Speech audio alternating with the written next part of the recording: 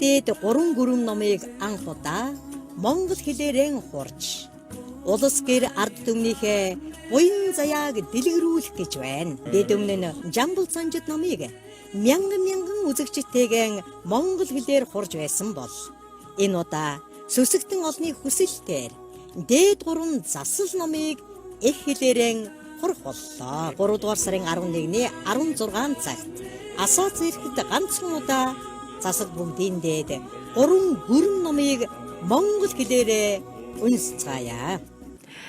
Сайн байцгаана уу эрхэм хүндэт үзэгчтэй. Та бүхэн Backstage нэвтрүүлгийг VTV телевизээр үзэж байна. Та бүхэндээ хаврын ихэнх сарын шинийн 12-ны бэлэгт өдрийн мэндийг хүргье. За хүн төрлөختний, оюуны, соёлын, шашны их өв болон үлдсэн ганжуур данжуур хэмээх их хүлгэн судрыг уйгурж Монгол бичгээс Кирилл үсэг рүү хөрвүүлж байгаа цогт цагийн хүрдэн хэмээх юм соёлын төвийн хамт олонны төлөөлөл багш Даран Базар маань өнөөдрийн нэвтрүүлэгт өргөдөө оролцож байна. Сайхан авчиж байна уу та?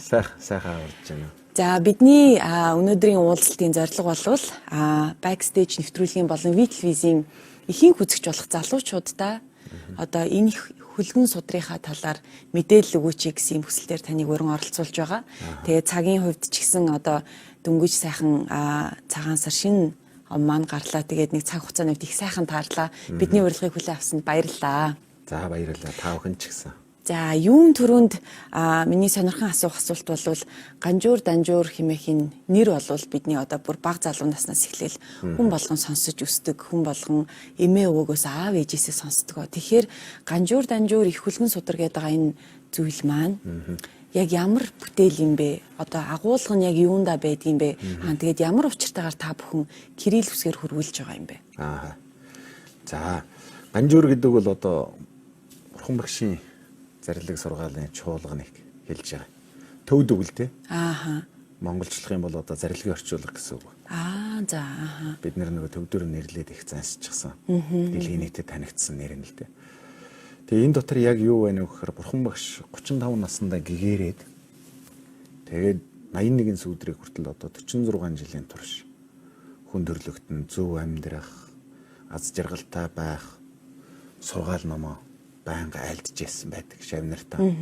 Одоо тэгээд Бурхан багшийн тэр яг айлдж байсан сургаал номыг хожмынхан шавнар нь бичиг үсэгт буулгаж, эмэгтгэж цэгцэлсэн сургаалыг ганжуур гэж хэлж байгаа. Тэгэхээр Бурхан багшийн бүхий л сургаал одоо эмэгтгэл гэж ойлгоно. За тэгтээ яг энэ дотор яг юу сургасан юм бэ гэвэл ерөөсөө хүн төрснөөс ахгуулаад өөх хүртэлх энэ амьдралын утга учир мөн сансар хорвоогийн зүй тогтол байгалийн одоо зүй тогтлын тухай сургаал номыг бол айлдсан. Хүн зөв амьдрах, ойлгож ухаарах. Ялангуяа одоо сэтгэл зөв хүмүүжил дээр суйрлаад сайхан сэтгэлтэй байх. Бусдыг инэрч хайрладаг байх. Аливаа юмсыг зүй тогтлын дагуу зөв танин мэдэж оюун ухаанлаг байх тухай сургаалыг бол энэ дотор айлдсан. Ер нь онол гэж хэлж байна. Яаж сайхан сэтгэлтэй байх вэ? Хүн ээжигээ хайрлахаас ахгуулаад бүх амьтныг хайрлах хүртэлх тэр онол арга зүг. Байгалийн зөв тогтол хүн байгаль хоёр нэгт холбоотой. Яаж харилцсан уялдаатай амьдрах вэ? Тэгэхээр байгалийн зөв танин мэдэж, зөв тогтлыг нь ойлгож ухаарч. Тэгээд нийгэмтэй зохицсон амьдрах тухай тэр бүхий л онол арга зүг бол энэ ганжуур гэдэг ном дотор айлдсан байна. За данжуур гэж бид юу хэлээд байна? Данжуур гэдэг нь болохоор түүний тайлбар юм. Ганжуурынхаа ганжуурын тайлбар. За ганжуурыг ингээ Бурхан багшийн сургаалынх нь хурангуй бахна штэ эмэгтгэл. Тэгээ Бурхан багш яг энэ ганжуур дотор юу айлдсан юм бэ? За сайхан сэтгэлтэй байх, хүн зүв байх гэхэд одоо яг юуг айлдсан юм бэ гэдгийг хожмын мэрэгдүүд тайлбар хийсэн. Ялангуяа энэ тхийн одоо 500 бандитаа нар гэдэг налан нарын хэдийн эрдмийн оргил болсон мундаг бандитаа нар энэ тайлбар хийсэн байна. Тэгэл ганжуурын 1-р бат гэхэд чинь түүнийг нь тайлбарлал түүнд нь 6 бат тайлбар хийсэн байна. Ингэж явсаар байгаа нөгөө ганжуурын 108 бат маань 226 бат тайлбар өгтөл болсон. За. Тэрнийг нь данжуур гэж хэлж байгаа. Тэгээ данжуур гэдэг үг маань бас л төвд үг. Монголоор хэлэх юм бол шаштрын орчуулга гэсэн үг л дээ. Мэрэгдүүдийн бүтээсэн бүтээлт хуурвлыг шаштраг гэж хэлдэг. Бурхны яг өөрөө айлтсан сургаал энэ бол зарлиг гэж хэлдэг. Тэгэхээр ганжуур гэдэг маань зарлигийн орчуулга, данжуур гэдэг нь шаштрын орчуулга гэсэн. Ганжуур нь бол үндэс нь, данжуур болохоор түүний тайлбар юм. Тэгэхээр монголчуудын хувьд эргээд түүхээ харахаар ганжуур, данжуур их хөлгөн судрыг уйгурчин монгол бичгээр бичээд модон бараар хэвлсэн тий 9 эрднэр одоо бичиж хэвлсэн гэх мэт одоо ийм сайхан бидний хувьд бол соёлын өв болон үлдсэн түүхэн одоо өчрлүүд байна л да. Тэгэхээр одоо та бүхэн кирилл үсгээр ингээд таниулаад уйгурчин бичгээс хөрвүүлээд уйгурчин бичгээр уншиж чадахгүй байлгуудаа монголчуудаа өвлүүлэн үлдээх их үлийг хийж юм л да. Нийтдээ 400 ботном болно гэж байгаа юм тий. Тэгэхээр мэдээж хэрэг монголчууд маань буддын шашин арт түмэн болохоор мэдээж бидний хувьд бол яг энэ шүтэж байгаа, зүсгэлж байгаа энэ бурхан багшийнхаа сургаалыг одоо кириллээр унших нь ойр дөхөн. Гэтээ зөвхөн энэ бас ач холбогдол биш байх гэж бодож байна. Та бүхний энэ хийж байгаа үйлсийнх нь зорилго нь ер нь юу юм бэ? Ер нь бол одоо ганжуур данжуур гэдэг чинь ерөөсөн хүн төрлөختний оргил бүтээлд оюуны. Яагаад гэхээр энд ерөөсөн хүн оюун ухаанаа гэгээлэг байх, аливаа юмсыг зөв танин мэдэж ухаалаг байх тухай онол сургаалын дотор багтсан байдаг. Өнөөгийн бидний одоо хим, физик, биологи гэдэг юм уу, математик гэх мэтийн энэ шинжлэх ухааны судлах тухуунуудын их үндэс онолууд нь тэр дотор байж идэг. Тийм учраас энэ өөрөө ерөөсөн хүн төрлөختний оргил бүтээл байна. Оюуны оргил бүтээл. Тэгээ энэнийг дэлхийн улс орнууд өөрийнхөө хэл рүү орчуулах ажлыг онцгойлон хийжсэн. Гэхдээ цөөвтөр. Ямар хэл дээр байх вэ жишээлбэл? За одоо яг бүрэн ихээрээ орчуулагдсан бол ганжуур данжуур хоёулаа бүрэн ихээрээ орчуулагдсан 3 орн байдаг. Монгол, Хятад, Төвөд 3. За ганжуурыг орчуулсан бол одоо Солонгос, Япон тэр 3 орн дээр нэмэгдээд за Шри-Ланка, Тайланд гэдэг юм уу ийм орнууд бол яг нь пали хэлээр нь үзэж судалж ийм тал байна. Дэлхийн нийтийн хэл болсон одоо англи хэлэн дээр 2010 оноос ганжуурыг орчуулах ажил эхэлсэн явж байгаа. За энэ бол 100 жилийн хугацаанд дэлхийн одоо шилдэг 100 эрдэмтдийн баг бүрэлдэхүүнтэйгээр орчуулна гэдэг ингээд явж байгаа. Тэгэхээр энэ өөрөө ерөөсөө л хүн төрлөختөн одоо шинжлэх ухаан маань аливаа юмсыг судлаад гүн нарийн дотоод агуулга руу ороход бол бүтэдийн шашин дотор их олон асуулт байна. Олон хариулт байна. Асуултны хариулт байна. Тэгэхээр энийг үзэн судлах нь зүйтэй юм байна. Энэ л их анхаарч хэрэгж байгаа. Тэгэхээр бид ч гэсэн монголчууд бол тэнд бүр нэн эртнээс маш дөрвтэй хувь нэмрийг оруулж онцгойлон судалж исэн арт түмний нэг монголчууд байхгүй. Бүр 8 дугаар зуунаас одоо эхэлж үзэн судлах ажлыг эхэлсэн. 13 дугаар зуунаас бүр төвөрлөн монгол хэлний орчуулах ажлыг эхэлсэн. 13 дугаар зуунаас эхлээд 17 дугаар зууны ихэнх үеиг хүртэл бол ганжуурыг тасралтгүй орчуулж явж ирсэн.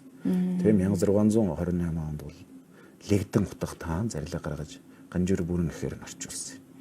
Түүний дараагаар залгуулаад ганжуурыг нь одоо бүрэн ихээр нь орчуулж өнөө бидэнд ирсэн байгаа их хөв маань тэр. Тэгэхээр энэнийг одоо бид нэр ингээд үзэл судлаа гэхээр Монгол бичиг дээр байдаг. Нөгөөх нь ганцхан хувь үндэсний номын санд байгаа юм. Хүн болгон үзэж чадахгүй боломжгүй. Тэгэхээр энэнийг нийтээр үнэхээр л одоо бурхан багшийн сургаал гэдэг юм уу энэ ганжуур данжуур гэдэг чинь ийм оюуны оргил бүтээл. Энэ дотор олон асуултын хариулт бий. Тэгэхээр энийг үзэн судлах шаардлагатай. Яаж үзэн судлах вэ гэхээр бид нар мэддэг хэл дээр байвал хэн бүхэн үзэх боломжтой. Хүрэлцээтэй байвал те нөгөө талаараа бас. Үнэхээр энэний чинь үзэн судлах гэж л бид нэр өнөө хүртэл бидний өвдөд савцарсан байхгүй. Зүгээр хадгалах биш. Тэр нэг үзмэр биш байхгүй. Тэгэхээр энийг үзэн судлахад бидний мэддэг хэл дээр ширээний ном олчиж байгаа хэрэгтэй. Энэ үүднээс нь одоо нийтээрээ төрийн албан ёсны хэл энэ орчин цагийнхаа монгол хэл дээр л хөрвүүлэх орчуулах ажлыг. Тэгэхээр 400 батном гэдэг бол бас бага ажил бишээ. Та түрүүн хэлээ англи хэл дээр орчуулахад 100 эрдэмтэн 100 жилийн одоо хугацаанд ажил болгон хийж эхэлж ийн гэд. Тэгэхээр мэдээж хэрэг яг уйгуржим Монголоос хөрвүүлэн гэдэг бол тэдний арай хугацаад шаардахгүй. Гэхдээ асар их хүн хүч. Тэгээ нөгөө талаас эдийн засгийн бас хөшүүрэг шаардах ажил болж тарж байгаа. Ер нь ямар хүн нөөц болцоон дээр тулгуурлан ажиллаж байна та бүхэн? Тэгээ энэ өөрөө одоо яхаарахгүй л маш их олон хүч хөдөлмөр шаардсан ажил. Нэгдүгээрт баг бүрэлдэхүүн, боловсон хүч. Тий. Хоёрдугаарт нэг зохион байгуулалт. Тэгээ гуравдугаарт нь бол мэдээж одоо санхүүгийн асуудал. Энд чинь өөрөө нүсэр ажил. Дээр үед бол одоо төр засаг нь зарлиг гаргаад тэгээд ард нийтээр төрөөрөө төрийн ивэл дор нийтээр хийж ийсэн ажил. Өнөөдөр ч гэсэн одоо бас төр засаг маань анхаарах байх. Ер нь бол энэнийг хийхэд зөвхөн одоо эдийн засаг байснаар басна болчих асуудал биш. Энд бол ерөөсөө монголчуудын нийтийн энэний хийх хувь ерөөл байгаа юм. Эртнээсээ. Хоёрдугаарт бол энэнийг хийх бас нэг буян заяа байна биднэрт. Тэгэхээр одоо бол яг яаж явж байгааг бол ерөөсөө ард олон нийтийн оролцоотой одоо та бүхэн шиг ингээд иргэн бүрийн сэтгэл, зүтгэл, хөрөнгө мөнгө энэ бүгдийн оролцоотой явж байгаа. Яг хөө мэдээж санхүү бол одоо дутууд үлмэг яг сансан хэмжээнд хүрч чадахгүй л байна. Ягаад тэгэхээр одоо бүх юм зарлаганд илэхгүй л байгаад байгаа юм л да. Гэхдээ сэтгэл байгаа учраас бид нэр энэнийг ямар ч байсан, ямар ч аргаар болов энэнийг буулгах, энэ ажлыг хэрэгжүүлэхийн төлөө зүтгэж байгаа. Энэ дээр одоо ганжуур данжуур хөлөв дэмжигч олон сайхан сүсгтнүүд байна. За Монголын ард түмэн байгууллага аж ахуй нэгжүүд байна. Тэгээд сүсгтэн олнууд байна. Энэний хамжилгаар явж байгаа. Баг бүрэлдэхүүний хувьд бол яг мэрэгжлийн ихтэй сургууль төгссөн магистр доктор асуудал дээш зэрэгтэй лам хуургууд судлаач эрдэмтэд байгаа. Энэ бол яг гүйцэтгэх дээр ажиллаж байгаа. За эрдмийн зөвлөлгээд шинжлэх ухааны академи, Монгол Улсын их сургууль, олон улсын Монгол судлалын холбоо, багшийн их сургууль, үндэсний номын сан гэдэг гол одоо яг төлөөлөл болсон байгууллагуудаас бүрдсэн 10 гаруй хүний бүрэлдэхүүнтэй эрдмийн зөвлөл ажилладаг. Эднэр бол одоо яг алдаа мадаггүй хяналт талаас хяналт редактор талаас нь бол ажиллаж бас мэрэгжил арга зүйн дэмжлэг үзүүлж ингээ хамтарч ажиллаж байгаа. Тэгээ ийм л байдлаар л энэ ажил одоо явж байна. Тэгээ яг одоо нийгэм цаг үеийн байдал тийм амаргүй байгаа ч гэсэн ер нь бол тийм түүхийн оргил бүтээлүүд бол ялангуяа хүнд хэцүү цаг үед бий болсон байдаг. Магадгүй түүнээс гарах байж магадгүй. Тэгэхээр энд бол одоо бид нэр сэтгэл байгаад нэгдээд нийлээд энэний төлөө зүтгэх юм бол энэ ажлыг бүгдөө хамтдаа хийгээд бүтээчнэ л гэсэн итгэлтэй байна. Тэгэлгүй яах вэ? Үнэхээр сайхан үйл эхлүүлээд явж байгаа. Тэгээд одоо бас бараг ер нь 60-70% та явж ин гэсэн шүү дээ та түрүүн ярианда. Тэгэхээр одоо та нартай баярлалаа гэж хэлье. Ягаад гэвэл энэ зөвхөн бид нэр тогтохгүй Монголын маань ирээдүйд өв болон үлдэх энэ сайхан бүтээл тийм мэдээж хэрэг би багада Монгол бичгээ үзэж өссөн. Тэгэхээр ямар ч лээсэн анхдагч байдлаар уншчих хэмжээнд бол байгаа гэж бодож байна. Гэтэл миний хүүхдийн хүүхд бол Монгол бичгээ хэр өвлөн үлдэх бол гэдэг бол бас л хэлэхэд хэцүү тийм. Тэгэхээр энэ бол яах аргагүй бидний одоо өвөл соёлын нэг хэсэг болон үлдэх бас сайхан хувь зохиолтой юм тийм ээ. Тийм. Ер нь үл энэ чинь нөгөө одоо оюуны үнэт өв нөгөө тухайн судлах ёстой судлагтун байвал суралцагч нь аяндаа бий болдог. Тэгээ манай одоо эрдэмтэд ч гэсэн хэлж ийсэн. Энийг бас нөгөө энгийнээр бүр хүн ойлгохдоход одоо хийх ёстой эднэр гэсэн юм бас асуудал гарч ил байсан. Тэгээд манай эрдэмтэд бол тэгж хэлж байсан л да. Сонгодог бүтээлийг энгийн болгож болдгоо маа. Сонгодог бүтээл сонгодогоор байх ёстой. Харин сонгодгийн хэмжээнд хүн өөрөө сэтгэх ёстой. Тэр яагаад сонгодог байна гэхээр хүний оюун ухааныг дээд дэвшүүлж хөгжүүлэхийн тулд сонгодог бүтээлүүд байдгийг. Тэрний учраас тэр бүтээлээрээ байх ёстой, сонгодогоор л байх ёстой. Хүнд оюун ухаанаа хөгжүүлэх нь чухал байдаг гэж хэлдэг. Тэгэхээр энэ өөрөө одоо яг л үндсэн хувилбараараа альва нэг хэлбэрчилсэн агуулгын хэлбэрчилсэн байдал оруулахгүйгээр ихний яг үндсэн их маань тэргээрэл байх ёстой л гэж бид нар үзсэн. Ихийн бэлэн болгоцсны дараагаар хялбаршуулах, ойлгомжтой болгох бол дараагийн ажил. Тэг мэдээж энэ дагалдаад хийгдэх ёстой. Тэгэхээр би үзэгч ялангуяа телевизийн залуу үзэгчдийнхээ өмнөөс танаас сонирхон асуултууд байна. Нэгэнд та бас энэ сайхан бүтээлийн үйл ажлыг эхлүүлж явж байгаа хүний төлөөлөл, дээрэс нь бурхан шашны бас ном лав хувиргуудын төлөөлөл гэж байгаа учраас тэгэхээр ер нь бурханы шашин тэр дундайг нь ганжуур данжуурыг судлах нь бидэнд Монгол залуу хүмүүсийн хувьд сүсгтэн болон одоо бурханы ном зүсгэлтгүй тэр залуучуудын хувьд хүнлэнгийн байдлаас ч гэсэн ер нь ямар ач холбогдолтой гэдгийг та түрүүн хэллээ шүү дээ. Энэ бол хүний оюуны дээд бүтээл юм а тий. Одоо цаг үеийн болон бүх хүн төрөлхтний цаг үеийн байгаль болон бусад докторгүй эргэн тойрондоо харилцан хамааралтай амьдрах ухааныг энэ чи одоо онол талаас нь бичсэн байдаг юм а гэж байна. Тэгвэл бид нар 400 бат номыг энгийн залуу хүн аваад уншихад бас тэр чин сонгодог бүтээл гэдэг утгаараа ойлгомжтой байх үгүй бас л хэцүү мэдээж эрэгтэй. Тэрийг гэтээ хүн болгонд ойлгохоор хийнэ гэвэл бас хэцүү. Тэгэхээр залуу хүмүүсийн хувьд ер нь та ямарваа нэгэн байдлаар би уриалаасаа гэж хүсэж байна. Яагаад хүн болгонд хамаатай байх ёстой юм бэ? Тэ одоо мэдээж хэрэг Монгол оронд маань бол зөвхөн бурхны шашин гэлтгүй бусад шашны одоо төлөөлөл бусад шашин одоо сүсгэлэн байдаг хүмүүс ч гэсэн зөндөө байдаг. Яг ганжуур данжуурын хувьд бид нар зөвхөн бурхны одоо зарлиг буддын бүтээл гэж харалгүйгээр хүн болгон сүслэн унших ёстой л гэж би бол хараад байна. Тэгээ энэ одоо өөрөө ерөөсөө л нэг шинжлэх ухааны бүтээл байхгүй. Байгаль юмсын зүй тогтол түүний утга учирын тухай тайлбарласан ийм бүтээл. Тэгэхээр энийг үзэж судлах хүн өнөөдөр бид бүгд нийтээрээ юу хүсэж яах вэ гэхээр аз жаргалтай сайхан амьдрахыг л хүсэж байна. Хүн бүгд сайхан байх. Тий. Амар амгалан байх. Тэгвэл яаж амар амгалан байх вэ? Тэр асуулт чухал. Тэг яаж амар амгалан байх вэ гэдэг маань өөрөөсөө л эхэл. Би өөрөө зөв байх хэвээр. Би өөрөө суртуунтай байх хэвээр. Би хүн хүндэлж, хүнээр хүндлүүлдэг байх хэвээр. Хүнээр хүндлүүлэх, хүний хүндтгэн гэдэг өөрөө том ёс зүй байна. Тэгэхээр энэ арга ухаануудыг төрхөөс нь авахгуулаад л хүмүүжлээр нь дамжуулаад олгож өгж байгаа сургаалууд нь тэр дотор байгаа. Хүн сэтгэлээр хямраад, хагцал зовлон үзээд хэцүү маш их амьдралын хүнд хатуу үед хин нэгнээс аврал ирэхэд яг тэрэнд чинь чинхүү тусалдаг, чинхүү сэтгэлийг чинь онгойлгож өгдөг тэр зүйл нь тэр ганжуур данжуур гэдэг их хөлгөн сутар дотор чинь байгаа. Тэгэхээр л энэ ерөөсөө хин бүгдэд хамаатай зүйл. Ерөөсөө л нэг талаар амьдралын нэвтрхий тал гэж барыг хэлж болох нь шүү дээ. Нөгөө талаар хүн сайн юм хийж сайн юмыг бүтээх нь дараагийн үр удам чинь сайн юмтай золгохын барилдлага байдаг. Үлийн үрээрээ. Барилдлага байдаг. Би өнөөдөр сайн юмд нэг үйл барилдахад заавал энэ төрөлдөө биш. Миний үр удам хойшоо үр удам чинь дахиад тэр хүмүүс чинь өөрсдөө зөв явах, сайн явах, сайхан юмтай учрах хувь ёроол боломж нөхцлүүд нь бүрдэнэ. Ягаад тэгэхээр сайн юмтай барилцсан юм бол. Энэ чинь зүгээр нэг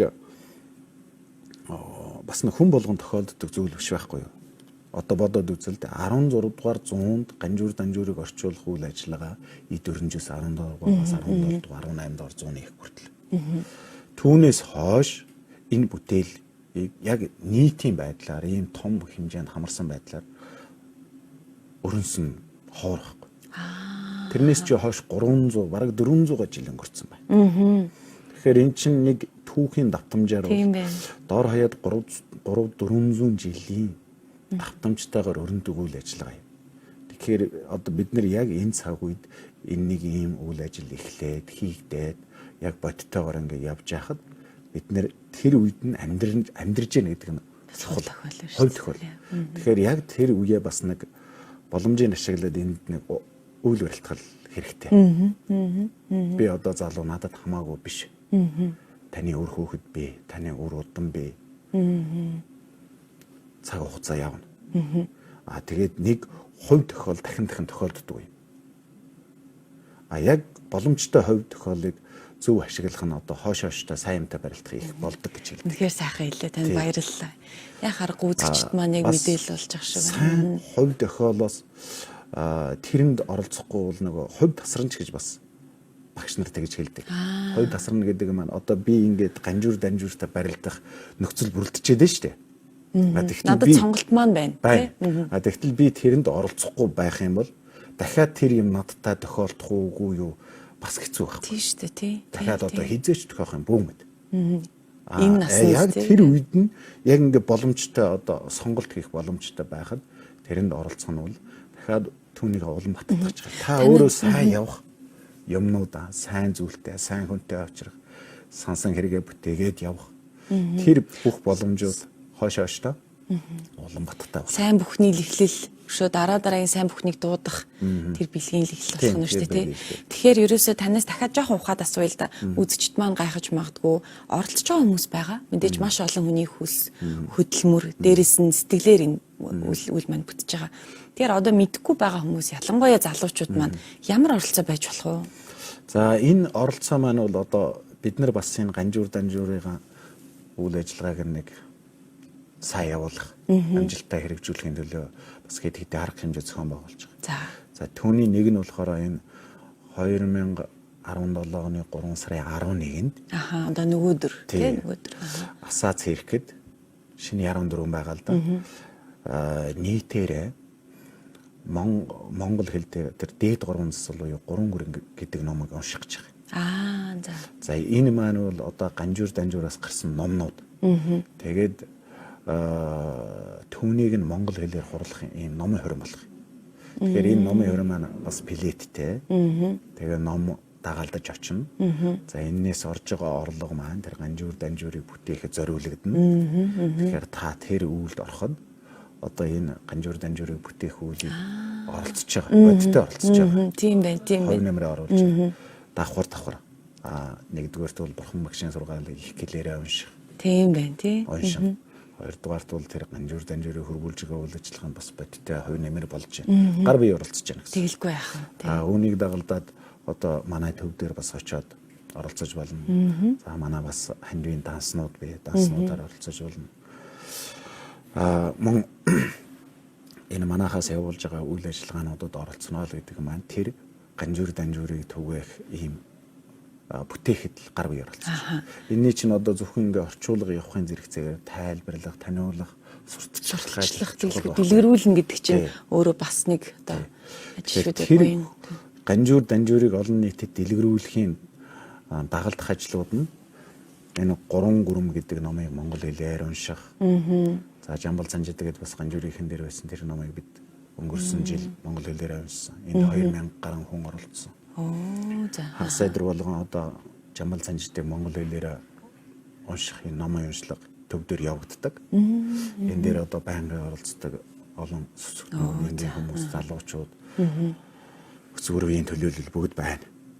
Тэгэхээр энэ ажлуудад оролцоно л гэдэг маань энэ үйл ажиллагааг дэмжиж байгаа. Тэгээ энэ маань бол ерөөсөө энэ ганжуур данжуураа бүтээх, түүнийг олон нийт сурчлах, тайлбарлан таниулах. Тэгээ үнэхээр л одоо бурхны шашин олон амьтны төлөө зөв сайхан байхын тухайд л байдаг. Яаж зөв сайхан байх вэ гэдэг арга замууд нь янз янз байна л да. Тэгэхээр тэрний нэг нь энэ одоо дээд гурван засал гэдэг юм л дээ. За тэгэхээр үзэгчтэй дахин тодруулан хэлье. Шинийн 14 аргын тооллоор бол 3 сарын 11-нд дээд гурван засал гэсэн энэ номын одоо эхлэл дээрээ гэтээ кирилл үсгээр тий унших, хамтдаа унших энэ сайхан одоо номын хуран болох юм байна. Тэгэхээр би танаас асууя л да. Дээд гурван засал гэж энэ гурван гүрэн гэж одоо би бол ээжээсээ их сонсч байсан тий одоо заримдаа заслаа хийлгэж юм уу эсвэл альва одоо үйлээ асуухаар одоо багш дээр ч юм уу очиод тэгдэг. За гурван гүрэн уншуулаарай гэлтэгдэг. Тэгээд сүм хийдүүдээр аль нэг сонгосон сүм хийдүүдээр очиж гурван бичүүлээд унших жишээ нь тий. Тэгэхээр ер нь засал гэдэг маань өөрөө юу юм бэ? Одоо дээд гурван засал гэж энэний ач холбогдол бөгөөд ер нь агуулга нь юу юм? Яагаад хүмүүсийг альва засал хийхний юм эсвэл ингээд ажил үйлээ ингээ асуугаад очихоор за гурван гүрэн за засал уншуулаарай ийм засал хийх хэрэг гэдэг юм бэ? Тань мэдхэн үднээс. Тий. Зөв. Ер нь ном гэдэг маань за засал хийлгэн. Засал хийлгэхээр ном уншуулна гэж байгаа шүү. Тий. Тэгэхээр ном гэдэг маань яг ямар утгатай вэ гэхээр засах гэсэн утгатай. Засах. Ном гэдэг маань яг ямар утгатай юм бэ гэхээр засах. Юуг засах гэдэг юм гэвэл бидний уур, уцаар, хатаархал, одоо шунал тачаал гэдэг юм уу. энэ сэтгэлийн муу зүйлүүдийг засах зүйл нь ном юм. Засах. Бид нэр тэр уурaan засаад асрал инэрлэр сэтгэлээ эзлүүлээд аливаа юм сэтгэлийн ханамжтай аливаа юмд ухаалаг байдлаар ханддаг ийм оюун ухааны сэтгэл санааны зөв хандлага суух юм бол бид нэр өөрсдөө зөв амьдрах санаж байгаа зүйлээ зөв арга замаар бүтээх ийм боломжтой. Тэгэхээр засал гэдэг маань ерөөсөө л энэ бидний сэтгэл дотор байгаа уур уцаар, бухимдал, стресс, аливаа юмд одоо утга учиргүй шунах, өөрийнхөө хэрэгцээнээс давсан. Тэгээд одоо юу гэдгийг хатаархал гих мэтийн сэтгэлийн сөрөг хандлагуудыг, сөрөг зүйлүүдийг бүгдийг засаж, залруулах, зөв эерэг хандлагыг бий болгох. Тэр гол зүйл нь ном буюу ном юм. Тэгэхээр тэр ном гэдэг маань одоо түүнийг засах арга ухаан байх юм шүү. Тийм байна. Тэр л засал байх юм. Тэгээ энэнийг яг одоо нөгөө хүмүүс маань хүн болгон адилгүй өөр. Тэгэхээр энэнийг ерөнхийдөө бурхан багш бол одоо хүмүүсийг зөв сайхан амьдрах тэр сэтгэл оюунаа засаж зөв голдролд оруулахын тухайд хамгийн чухал нь бол өөрийнхөө энэ бэлэг сургаалыг үзээд оюун ухаанаа засаасай. Үгүүдээ гэхэд түүнийх нь номыг нь уншуулаад дуугийн сонсоод утгыг нь дотроо бодож байх юм бол тэр сэтгэлийн сөрөг хандлагууд андаа амарлаж зөв тийшээ бол. Жишээлх юм бол одоо уур гэдэг маань ерөөсөө хүнийг бие махбодыг хүртэл стресстүүлнэ. Цусны эргэлтийг дөргсөн одоо тэгэл нүүр хүчлэгдэхээс ахгүй л өвчнөө. Муу үр дагавартай. Тэгвэл тэр уурыг чинь засаад зөв эерэг тал руу уруулахаар хайр инэрл болоод орвчдаг. Хүнийг одоо хайрладаг, инэрдэг, хүний хараа сайхан өрөвддөг ивэдээ зайлуул гэж бодохоор уур биш тэр хүнийг яаж туслах уу гэдэг ийм зүг сэтгэл төрөөд. Аливаа юм сэтгэлийн сайхан ханамжтай болоод ирэнгүүт энэ надад одоо болно доо гэж бодоход дахиад давсан юмд шунахгүйгээр өөрийнхөө сэтгэл оюуныг зовоохгүй, биеийн ч гэсэн зовоохгүй шүү. Сэтгэл хангалуун амьдрах. Амьдралдаа сэтгэл хангалуун. Тэгэхээр би ингэж ойлголоо багшаа. Одоо зүгээр одоо энгийн одоо ном эрдмийг ч гэсэн хүн үзэхтэй нүд нээн тий одоо тархиад хэлнэ илүү одоо амьдралын утга учирыг ойлгоно тэгээ ухаанаад хэлнэ тэр хэмжээгээр хүн илүү сайн сайхан амьдрна гэдэг штеп. Тэгэхээр боловсралтай эрдэмтэй хүмүүсийг тэр дундаа бид нэр дээдэлдэг ягаад гэвэл хамгийн ухаантай хамгийн ихийг мэдсэн нэг талаараа баг гэгэрлэг болсон хүмүүс гэж юу бид нар дээдэлдэг. Тэгэхээр одоо энэ ялангуяа заслын номууд бид нэр зөв амьдрах буруугүйгээр те нүгэл багтайгаар бусдыг уучлж альваад буруу санахгүй шунахгүйгээр амьдрах тэр агуулгыг агуулсан номууд юм байна тийм үү нэг ер нь би тэгж л ойлголоо таны саяны ярианаас те тэгээ би бас түрүүнийхтэй ингээд нөгөө хүүцээхэд яг засал гэдгийн утга учир тэр юм сэтгэлийг засах юм түүнийг засах олон аргууд бий янз янзын аргууд ном унших ном уншуулах зуул өргөх мөргөгч гэдэг юм тэрний хамгийн чухал нь болохоор яг түүнийг нь засах тэр арга ухааныг гаргасан номыг өөрөө уншаад утгыг нь дотроо ойлгож сэтгэлдээ буулгаж авах хамгийн дээд засал болдог. Тэгэхээр энэ 3 гүрэм гэдэг номыг монгол хэл дээр буулгацсан байна. Тийм байна. За энэ 3 гүрэм гэдэг маань цагаан шүхэрт ногоон дарих бэлгийн зүрхэн гэдэг 3 ном байна. Тэгэхээр цагаан шүхэрт гэдэг маань юу юм бэ? Бид нэр цагаан хэл номонд л уншуулдаг гэж ойлгоод байна. Тэгдэг шүү дээ тий. Тэгвэл яг тэр застдаг аргын бурхан багш одоо төгс гэгэрсэн оюун ухаанаа бяцлаг номын хүчээр айлдсан үгийн өвдөстэй тийм одоо сургаал номууд байна. Тэгээд тэн дээр сэтгэл оюуныг засах тухай тэр сургаал номуудыг үгийг нь өгүүлээд утгыг нь санахад хүний оюун ухаан сэтгэл санаа тайвшрах. За ерөн сүм наацах нь одоо сүмхий дээр ороод гарахад орхоос өмнө их бухимдалтай хэцүү янз юм бозоод их тийм байсан бол ороод мөргөөд нэг номын дуу сонсоод гарсны дараагаар тайтгарсан. Энэ юу гэхээр тэр номын адис чанар байгаа байхгүй. Тэгээд энийг өөрөө их хэлээрээ уншаад утгыг нь санаад за энэ дээр чинь ийм юм байна. Гэд Ингээд энэнийг нь амьдралдаа хэрэгжүүлнэ гэдэг маань л одоо дээд засал байхгүй. Энэ л засал юм. Ястаа сайхан тайлбарлаж өглөө. Энэ засал юм. Тэгэхээр энийг л одоо бид нар ард түмэндээ хүргэх шатаараа таарлах юм уу энэ. Бид нар нэг зэрэг олон юм хийж чадахгүй. Баг багаар нь Тийм шүү дээ, тий. ахиулах ёстой. Одоо эн чинь ингээд үндэстний хэмжээний оюун ухааны сэрэг мандалтын үе бол энэ мөн гэж хэлж болно. Яагаад тэгэхээр ганжуур данжуур гэдэг их хөлгөн судар их хэл дээр бууж нийтээр унших боломжтой. Түүнийг дагалдсан олон оюун ухааны сэргэн мандлын олон үйл явцыг бид нэр хийх боломжтой. Энэний их нь энэ Бурхны номыг их хэлээр унших. Монгол хэлээр. Монгол хэлээр.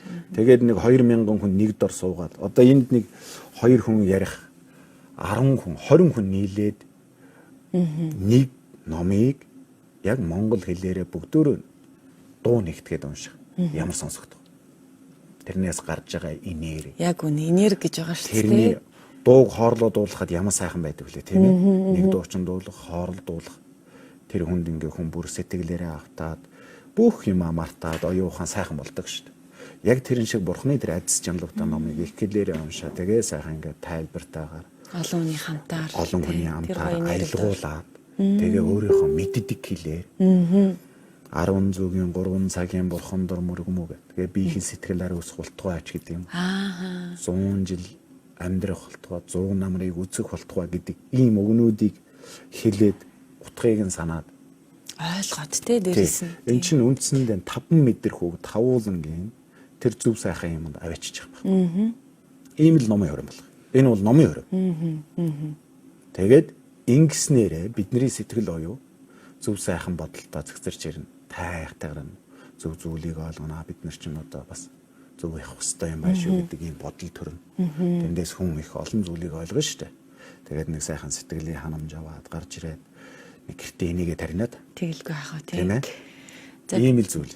Үнэхээр сайхан тайлбарлаа. Би одоо энэ олон жил бас л өөрийгөө сүсгтэй хүн гэж боддог. Тэгээд ээж маань гэр бүлийнхэн маань бас олон сайхан зүйлийг тайлбарлаж ойлгуулах гэж бас энэ олон жил явж ирсэн. Тэгээ та яг бүр ястаа нэг оройд ортол сайхан тайлбарлаж өглөө дэ үзэгчд маань ч гэсэн бас тэгж ойлгосон байх гэж найдаж байна. Тэгэхээр яг хамгийн одоо анхдагч байдлаар яг өнөөдрөөс эхлээд оролцож амжаагүй байгаа хүн бол 3 сарын 11-нд бүхийн циркэд тий хасаа циркэд дээд 3 заслыг кирилл үсгээрээ их хэл дээрээ ойлгоод уншаад 2000 хүний хамтаар ингэж уншин өөрөө заслаа бусдын хамтаар хийхийн хамтаар зэрэгцээгээр бас энэ ганжуур данжуурыг бүтэх үйлд энэ номыг авсан билетийг авсан 20 мянган төгрөгөөрөө бас нэмэр хандив болж оролцох нэ тийм үү. Цаашдаа ч гэсэн ганжуур данжуурын одоогоор л 70% нь орчуулагдаад бас 120-од ботно гэлөө хэвлэгдсэн байгаа тийм. Хэвлэлт бол бас нэлээд эрчимтэй байгаа. Одоо сар болгон тодорхой хэмжээний бараг 20 батууд хэвлэгдээд явчих.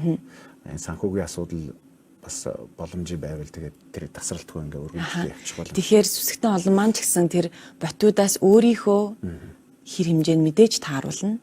Өөрийнхөө сонирхож байгаа ном засал ном одоо тэнцээс харж байгаа бүлэг тэтгэрийг авснараа мөн ганжуур данжуурыг бүтээхэд оролцож ин гэсэн үг шүү дээ тийм үү? Тийм. Тэгэхээр энэ бүхнийг л үзэгчтэй би одоо танаар дамжуулан бас хүргэж байгаа одоо түл их баяртай байна. Бас тодорхой хэмжээгээр түгээн дэлгэрүүлэхэд нь телевиз маань ч гэсэн тодорхой хэмжээгээр оролцож байгаадаа маш их баяртай байна. Өргөн сайхан мэдээллийг өгсөн танд маш их баярлалаа. Одоо би одоо тантай ярилцаад ямар ч лсэн сэтгэл их сайхан сэргэж ир штэ. Энэ сайхан одоо үеийн талаар илүү ойлголттой болсон да. Тэгэхээр видеолийн эрхэм хүндэт үзэгчтэй бэкстейжийг үзэж байгаа та бүхэндээ энэ одоо бэлэг цаахан өдөр Даран Базар багштайгаа уулзуулаад одоо Монголын ард түмэнд өвлөгдөн их хэл дээр маань үлдэж байгаа тий их хөлгөн судрын талаар мэдээлэл өгсөндөө одоо би сэтгэл хангалуун байна. Та бүхэн цаашдын мэдээллийг мөн цагийн хүрдэн тий цогт цагийн хүрдэн соёлын төвөөс холбогдсон авч болно. Мөн хэвлэлүүдийг номын сангуудаар байгаа бах тийм үү номын дэлгүүрүүдээр ер нь байгаа юу? Данжуур бол одоо яг нийтийн номын сангаар бол арай гараагүй нөө. За хаанаас олох боломжтой? Энэ бол одоо манай төвтэй холбогдсон. За дэлгүүрүүдээр ер нь цаашдаа ер байх бол энэ одоо цоврал бат учраас бид нэр ингээд нөгөө тавьчих гэхээр боломж болчихгүй байгаа юм аа. Ягаад тэгэхээр 400 гэдэг чинь бас л тийм 400 цоврал ном. ганжуур данжуур тэгээ Монгол мэрэгдийн бүтээл нээсэн иж бүр ийм одоо бурхан шашнэл цогц. За мэдлэг сургаал. Бурхан шашны гэхээсээ тэгвэл цагийн үрдэн соёлын төвөөрөө л холбогдож олж авах нь тийм ийм сайхан бүтээл. Тийм байна. Цог цагийн үрдэн соёлын төвтэй холбогдоод тэгээ манай төв дээр бас очиж биеэрээ очиж өргүүлгээ ажилтай танилцаад манайхаас явуулж байгаа уран номын үйл ажиллагаанд бас оролцоод нэг очиж та бүхэн бас үзээрэй. Тэгэлгүй яах вэ тий. Энэ яста бэлэг дэмбэлтэй сайхан өдөр байлаа. Үзэгчд маань ч гэсэн цаашдаа улам дэлгэрүүлэн мэдгийг ийл цогт цагийн хүрдэн төвтэй холбогдороо хагасайн болгонд бас хурал ном болдгийм байна. Тэрэнд нь оролцоод өөрийн их хэлээрээ ойлгон уншиж тэрийг бас олонний хамтар сонсон гэдэг бол их сайхан буян болох бах гэж бодож байна. Энэ шний 15 хүртэл бол одоо бид нэр хурал номын үйл ажиллагаатай байх. Хуралтай бай. Тэгээд хажуугаар нь бас засал ном хийлгэе гэсэн ирсэн хүн байвал бас засал ном хийх. Тэгээ хөрвүүлгийн үйл ажиллагаагаа хийх гээд байнгын ажиллагаатай байна. Нэг талаараа бол бас сүсгтэн олны хувьд бол энэ бурхны шашин маань бас нэгэн шинэ үетэйгээ зоолгож байгаа юм болов уу гэж харагдаж байна. Яагаад гэвэл урд нь бол бид нэр төвт хэл дээр те төвд ном дуудуулан өөртөө сонсож сүсгэлдэг байсан бол одоо өөртөө хамтран уншиж сүсгэлэх нь сайхан бас шинэ үе ирсэн болов уу гэж харж байна л да. Тэгэхээр энэ сайхан үйлсэд нар түмнээ оюун санааны хувьд яг сүсэг бишрлийн хувьд манлайлан дагуулж байгаа та бүхэндээ маш их баярлалаа. Цаашдын ажил үйлсэд нь өндөр амжилт хүсье. Тэгээд дараа дахин уулзаж бас илүү дэлгэрэнгүй дараагийн номныхын талаар бас ярилцах боломж олдно гэж найдаж байна. Та бүхэндээ амжилт хүсье. Та бүхэн ч ихсэх баярлалаа бас. За маш их баярлалаа. Эрхэмнүүд үзэгчдээ VTV телевизийн Backstage нэвтрүүлгийн энэ дугаар инхүү өндөрлөж байна. Та бүхэн тэгээ дараагийн дугаараар дахин уулзъя. Сайхан амраарай. Засал бүгдийн дээд 3 гүрэм номыг анх удаа Монгол хэлээрэн хурж улс гэр ард түмнийхээ буян заяаг дэлгэрүүлэх гэж байна. Дээд өмнө нь Жамбал Цанжид номыг мянган үзэгчтэйгэн монгол хэлээр хурж байсан бол энэ удаа сүсгтэн олны хүсэлтээр дээд 3 засал номыг их хэлээрэн хурх боллоо. 3 дугаар сарын 11-ний 16 цагт Асаа зэрэгт ганцхан удаа засал бүгдийн дээд 3 гүрэм номыг монгол хэлээрээ уншицгаая.